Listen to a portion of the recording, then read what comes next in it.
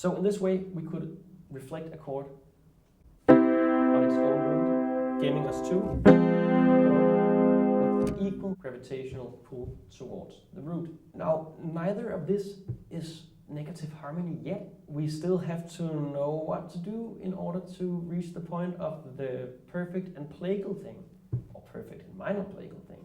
And that is where the axis is introduced. In this case, it's the fifth, and oftentimes it's described as the root and the fifth in a key. So at this point, we're gonna rotate or reflect a chord across a key center. This means that every chord we reflect kind of revolves around the key center. Not itself, not its own root, but the root or the axis of the key center. So if we're in C major, we have a bunch of triads. There are no sharps and no flats in C major. So we're gonna generate 7 different triads using all the different notes in the C major scale.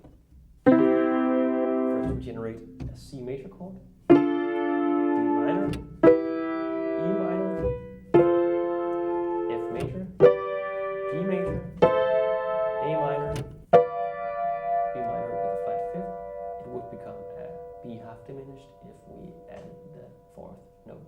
Then we reach the C again.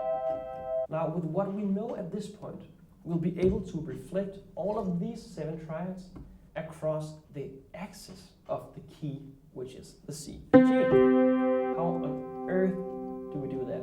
It's often described as this reflection point being somewhere between E and E flat. And while I think that does make a little bit of sense in a way, and also completely does not make sense at all, we're going to use an entirely different way of reflecting these chords that I'm sure will help you all a lot. The most commonly used example when explaining what negative harmony does, or when a chord or a function has a negative equivalent, is the perfect cadence reflected to become the minor plagal cadence. I'm sure you all know the sound of the perfect cadence. Now the minor plagal cadence, F minor 6 to C. Very satisfying. Now I won't discuss which one of these are brighter or darker. It's up to you to decide what you think about that. But everyone can hear that these are different. But using negative harmony, using our knowledge on symmetry, we now know that this is not random. Alright, so now let's look at how these notes are reflected. Since we're going to reflect entire chords across the key center axis, we're going to have to look at something visual to know exactly how to reflect the notes and to remember them. And this is where we're going to do an exercise. I'll take you through the notes of the C major scale, and then we'll do some of the other keys just to get used to using this in every single key.